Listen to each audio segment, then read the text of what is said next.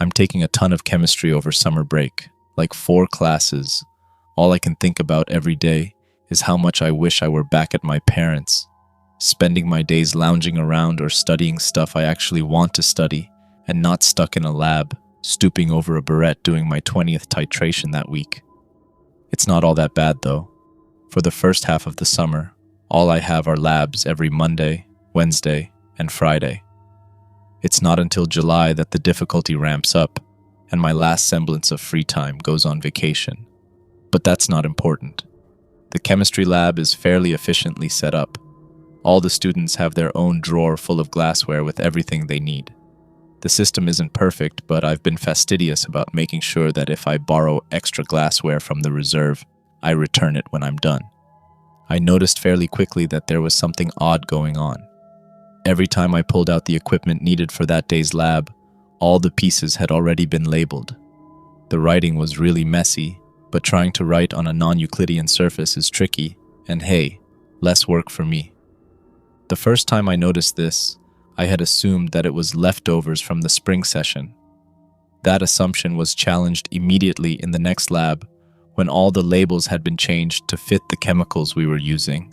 Stuff like sulfuric acid and sodium hydroxide are standard and can easily be explained away as leftovers from spring, even if they were always updated to the concentrations we were using. But some of the very specific chemicals used absolutely could not, especially the ones that were used once, the entire semester. Before I start explaining how I figured out there's not another chem lab, I should mention that my roommate and I carpool together. I only have the one class, but she's taking a bunch of classes.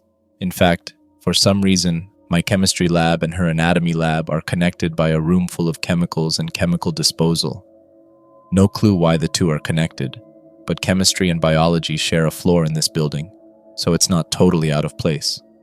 Whenever I have to dump something in the disposal, I stick my head in and wave at her. Anyway, because of the carpool situation, I end up spending a lot of time on campus with no schoolwork. I don't mind this since I am currently gunning to take the JLPT in the future, and I don't concentrate well at home, so the extra time to work is somewhat appreciated. We usually get there at around 8:30 and leave at 5:30.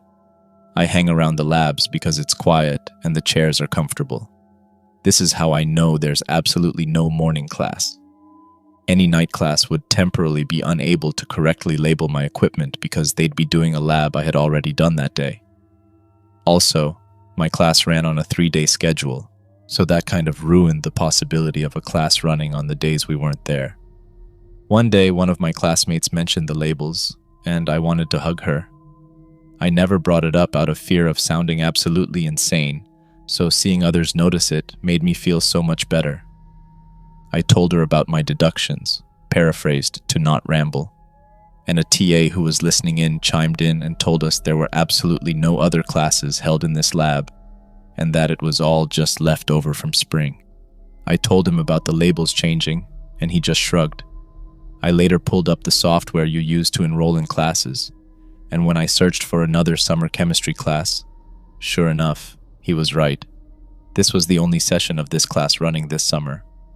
While I spent time pondering this, I wouldn't say that it consumed me. Sure, it was weird, but I mostly just liked the convenience. That all changed one day when I pulled a beaker out of my drawer and saw 0.1 m phosphoric acid written on the label. My blood ran cold. That was my handwriting. I write the lowercase letter D in a very distinctive way. It looks more like the quarter note you see on sheet music than a letter. I absolutely did not write this, never mind the fact that we hadn't used phosphoric acid in the lab before today. I would never write out the concentration unless it mattered. Who or what had written this? I looked at it closely and realized that it was not an exact one-to-one match for my handwriting. It was too practiced. I could see slight differences in the curves of the letters, and the spacing between them was just a little bit too far apart. If anyone else had seen this, they would probably think it was mine. It was actually more uncanny when I stared at it closer, noticing how closely the writer had tried to mimic my penmanship. A sudden realization hit me, and I pulled out my phone with sweaty hands. I prayed I would be wrong. I had been taking at least one picture of every lab to send to my boyfriend back home. In all of these pictures, the labels were legible. I looked at the first picture, and the writing was still messy and totally distinct from mine. As I swiped through the photos, I felt like I was going to be sick. As the photos got closer to the present time, the writing on the labels got closer and closer to my own handwriting. It was slow. First, it was the way the arches on the letter M changed from vaguely jagged to very smooth, just like mine. Then the spacing got closer together. The little details slowly culminated into Monday's photo. That writing, omitting the letter D, had mimicked mine as closely as the writer could. I zoomed in and noticed that the letter D was smudged, like the writer had tried to write it the way I do, but gave up, and did it like they normally would. I looked around the classroom and noticed several classmates staring at their glassware the same way I was. I did that day's lab with a sense of foreboding. I tried to concentrate on my work, but handling the glassware with the mimicked writing on it was making me feel ill, so eventually I tore it off and labeled it myself.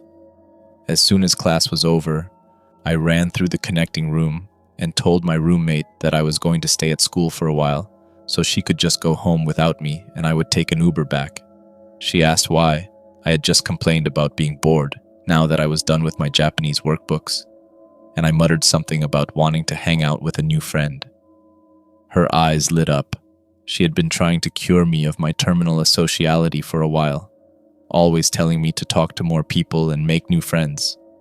I felt incredibly bad, but what could I possibly say? I was investigating a serial labeler who had my handwriting. She would have me committed, so I lied and quickly cut the conversation short to hang out with my new friend. I ended up hiding in the depths of the library. I felt ridiculous having to hide, but if lying felt bad, then having to lie more about why I wasn't hanging out with my new friend would feel worse. I didn't make my way back to the lab building until I got a text from her asking how I was doing and that she had ordered delivery so I should get something on the way home. The building the labs are in technically never closes. I had a classmate last semester who was always tired because he manned the front desk at 3 in the morning. This may not have been the case in the summer, but this building was so large and empty on the upper floors that I could find a place to hide if need be. I did end up hiding, but it was a half-hearted attempt. There was a nook in the lobby that was easily visible from the stairs, but if someone took the elevator, and most people do, they would not see me at all. There was a table in this nook, but I sat on the floor, back up against the windows that stretched from the ceiling to the floor.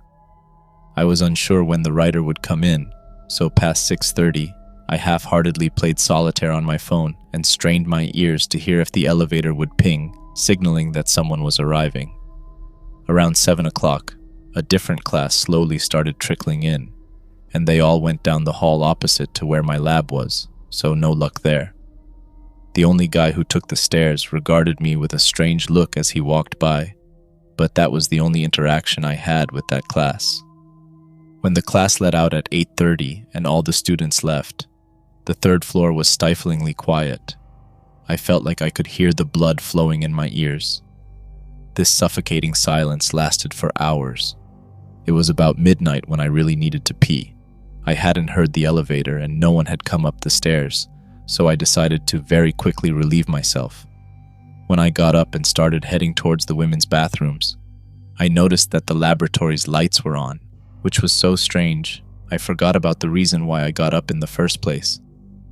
The lights in the common areas were always on, but the labs were almost always dark. I peeked into the window of the lab as discreetly as I could. I wasn't sure what I was expecting to see, but it was certainly not the sight in front of me. At first, I thought I was looking at the anatomy models from the connected lab. They looked like humans, sort of, except just like anatomy models, you could see their organs. Each one of them had a different piece of them exposed. One had a large hole in its chest, heart rhythmically beating like the absence of a rib cage, and skin didn't bother it at all. Another had a hole in its abdomen. I watched its intestines writhe in the open air. The worst one didn't have a face. It looked like someone had taken a human head and put it through one of those slicers you see at a deli counter. With no lower jaw, its half-formed tongue lolled out of its underdeveloped mouth, and so much drool constantly ran down its neck and onto a shirt, my shirt. I had been so distracted by the exposed organs that I didn't even look at their faces closely. It was just like the handwriting. They were almost perfectly identical to the faces of my classmates, assuming you didn't look too hard. But when you did look hard, you noticed that little defects started piling up. Eyes spaced too far apart, a nose that was just a bit too much to the left. One of them seemed to have more teeth than humanly possible. I was glad that for some reason my doppelganger didn't have a face. I can get past the bleeding flesh and exposed organs, but I knew that if I saw my own face, just ever so slightly off, I would dream about it every day for the rest of my life. The fact that they were completely silent just made it worse. Every time I watched them pantomime talking to each other, I felt my skin crawl. Their gestures and social interactions were so stiff that even someone as socially oblivious as I could tell it was like they were acting out conversation, like they'd only seen it on TV. I watched them perform the future lab in a trance. I felt absolutely rooted to the spot. The trance and the silence were broken by the sound of shattering glass. The guy who sits across from my double, I think his name is Marvin, had accidentally shattered a barrette. Just like with real people, every one of those things stopped what they were doing for a second to see what caused the noise. They all stared a bit too long before going back to their work. I watched as my faceless double walked over to help with a strange stiffness to her gait. I didn't stay to see what else was going to happen. They hadn't acknowledged me, but clearly, they react to external stimuli, and I wasn't sticking around to see if they noticed me eventually. The rest of the night went by in a blur. I sprinted out of the building and got an Uber home. Even though it was very late when I finally made it to my bed and I was dead tired, I couldn't fall asleep. My brain kept running through what I saw in the lab and coming up with question after question that I tried to answer through the internet to no avail. I was still awake when the sun came up and I heard my roommate leave to go to class.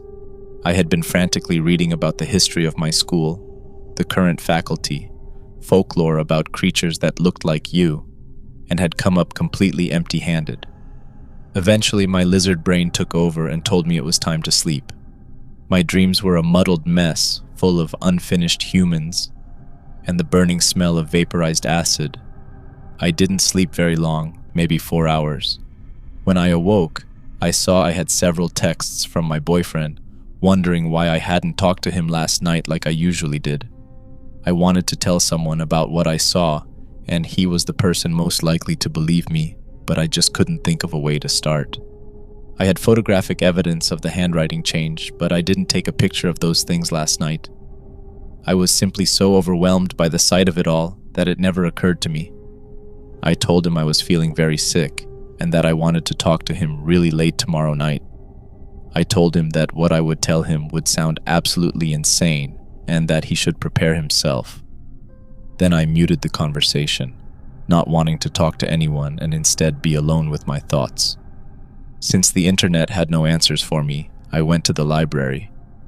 If there was a disgraced former professor who dabbled in making whatever those things are, then there was sure to be some sort of old newspaper article about them. Perhaps it was a story the university wanted covered up, or it was so old it never made it to the internet. Either way, I was going to find it. Many hours later, I had been asked to leave the library by a kindly librarian who looked like she wanted to say something about the dark circles under my eyes, but obeyed the laws of social niceties and didn't. My search had been fruitless. There were plenty of disgraced professors and breaches of ethics, but they were all of the mundane variety. When I got home, I told my roommate that I would be going into class on my own, shoved some goldfish down my throat, and fell into a deep, dreamless sleep. At the lab the next day, I didn't even bother to open my drawer and instead used pieces from the reserve drawer. I was having difficulties focusing, not only because being in this room made me feel like there was something under my skin. I also had a feeling of déjà vu so strong it was starting to make me nauseous. I had watched those things do this exact lab the other night, but paying attention to the other students around me, I noticed that the way they behaved was actually identical to the way those things did. Now that I had thought about it, my double, even with no face, had seemed to be glancing around the room, deep in thought. Actually, when I first stumbled upon the class, it was early into the lab. Aside from the fact that she had no face, my double had stood out to me early on because she had been rushing around the room, grabbing things. I hadn't connected the dots that she was me at that point and paid it no mind. Surely she hadn't been grabbing equipment from the reserves. I had already not wanted to open my drawer, and with this dawning realization, I wanted to open it even less. I had to, though, just like with the handwriting. If I never had the opportunity to debunk my own idea, it would eat away at me. I slowly opened my drawer, and I saw the label I had put on the phosphoric acid beaker from last lab, which simply read Phos. I wanted to scream, to run out of the lab and never return to this university. This thing, double, whatever it was, had acted out my movements before I had even made them. It had been grabbing glassware from the reserves before I even saw it. How is this possible? If it were just mimicking how I act, it wouldn't have done that. How could it predict that I would be so intrigued by the mimicked handwriting that I would camp in the building to catch whatever was doing it? The only possibility in my mind is that it was acting out the future, but I absolutely refuse to believe it. The shattering of glass caused the low murmur of conversation in the lab to go quiet, and we all cast a quick glance at Marvin, who looked embarrassed and tried to cover his embarrassment by cleaning up the glass from the barrette he had just broken. I stayed in my seat. My double had gone over to help, but I wouldn't. One act of defiance could possibly cause this whole nightmare to disappear, is what I hoped. I would stay absolutely rooted to this chair, or die trying. And then my left leg moved, followed by my right leg. I felt like a marionette being pulled forward by invisible strings. I fought against it and tensed my body up, but even still, I hobbled over to Marvin. I remembered in a daze how stiffly my double had been walking and wondered briefly if I had stumbled across some sort of omnipotent being who was toying with me for its amusement. Marvin did not look confused by my awkward walk and the look of terror on my face. In fact, he looked completely indifferent to my presence.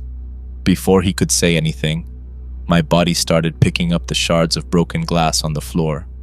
Whatever was controlling me was clumsy.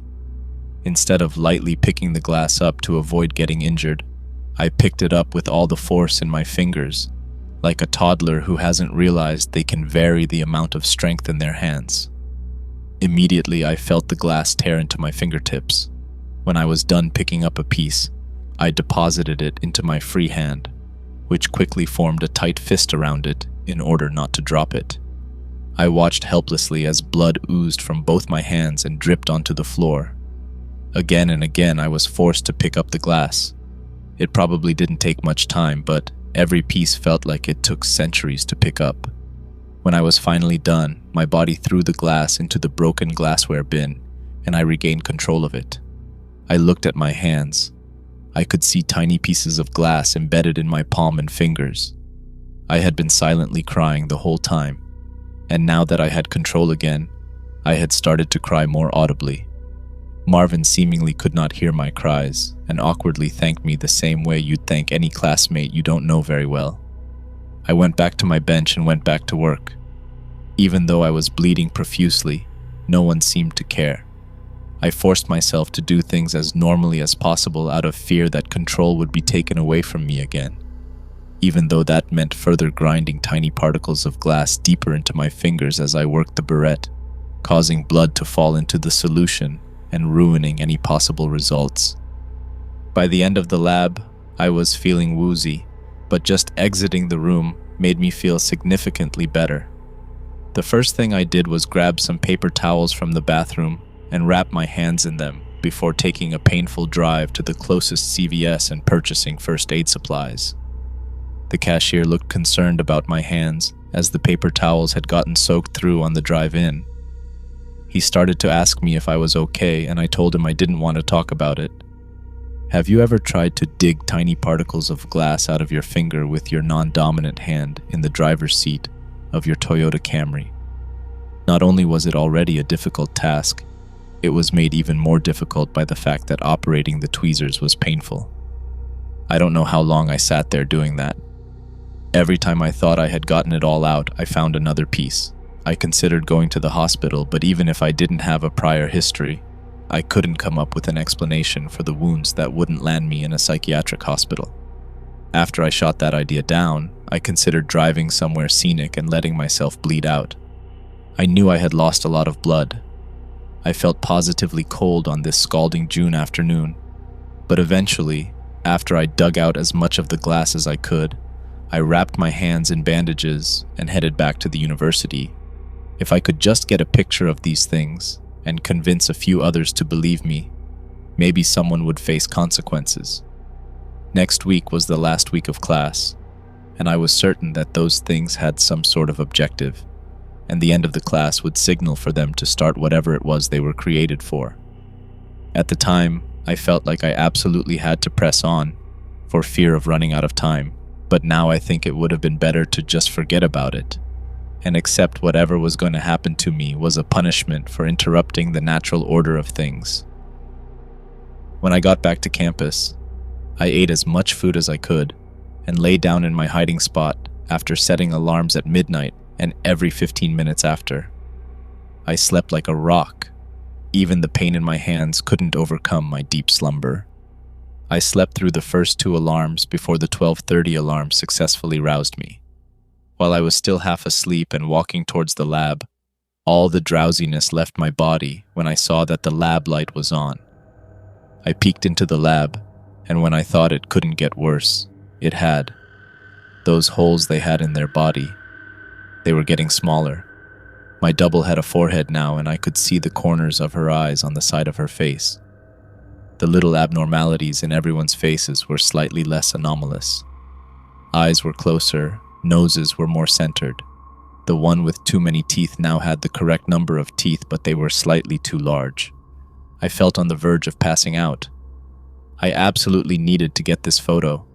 I discreetly held my phone up to the window, making sure it was silenced in case they reacted to the shutter sound, and was about to take a photo when something unexpected happened. My double had been carrying a flask full of something in her bandaged hands to her bench when she tripped. I couldn't see anything she could have possibly tripped on. It's like her ankle gave out. As she fell, she hit the side of her incomplete head on the sharp corner of the lab counter and spilled whatever was in the flask all over her. I watched her flesh sizzle as the chemicals ate away at it and as blood gushed out of the side of her head and pooled on the ground. She twitched and writhed in agony, all the while letting out a silent, mouthless scream. All the doubles came over to see what was happening, and a few tried to help her, but as the pool of blood grew larger and larger and her twitching became weaker and weaker, nothing could be done, and my double finally lay still, chemicals still eating their way through her rapidly cooling body. I can't remember exactly what happened after that. I took the picture and called my boyfriend on the way home. I don't know if he thinks I'm insane or pranking him, but the desperation in my voice at least convinced him to drive to my apartment that night. It's now Saturday morning. I'm thankful that, at the very least, I have the weekend to try something to avoid ending up like my double. I don't know who to go to for help. The police aren't any help. When I tried to talk to them, my frenzy was so palpable that after an officer heard me out, I later heard him say something into his radio about a psych evaluation. He wouldn't even let me show him the photos, insisting that he had heard enough and would send someone to check out. I left the station as soon as I could. The rational side of me knew that being locked away in a place with 24/7 surveillance was probably the best solution. Yet for some reason, I knew I absolutely couldn't be locked away. It wasn't out of fear of dying or of losing control of my body again. No, it was out of the fear of missing out on something spectacular. It was the same fear that grips the hearts of children when their parents tell them that if they don't stop misbehaving, the trip to Disneyland will be canceled. I lie now in bed, my face contorting with 2 very different emotions. I am both petrified and absolutely elated, my sobbing flipping to gleeful laughter and back to sobbing in mere moments. I am locked in here. My boyfriend and roommate barricaded the door when my behavior started to become a danger to them. Occasionally, if I spend more than a minute sobbing, my boyfriend quickly rushes in and tries to talk to me. It never works. I always end up crying harder when I see the deep gashes my fingernails left in his face. I felt as if I had been detached from my body. Whatever thoughts were running through my mind were so primal or foreign that I had given up on trying to understand them. I noticed later in the evening that the nearly 50-50 ratio of crying to laughing had skewed, and I was spending more time giddily giggling and kicking my feet in anticipation. I recently heard the two of them talking about calling an ambulance and having me committed. It's a bit unfortunate that my apartment is on the 3rd floor, but I will survive the fall. In fact, if I leave now, I will have plenty of leeway to get to campus on foot and make it to class exactly on time. Hello there, thanks for watching. If you'd like to hear more about what happened with Class 235L, check out the story on screen or in the description. If you enjoyed the video, please like, subscribe, and leave a comment below. Also, I want to thank my members for their support. And if you'd like to go the extra mile to support me, consider becoming a member by clicking the join button. As always, stay creepy, and I'll see you in the next story.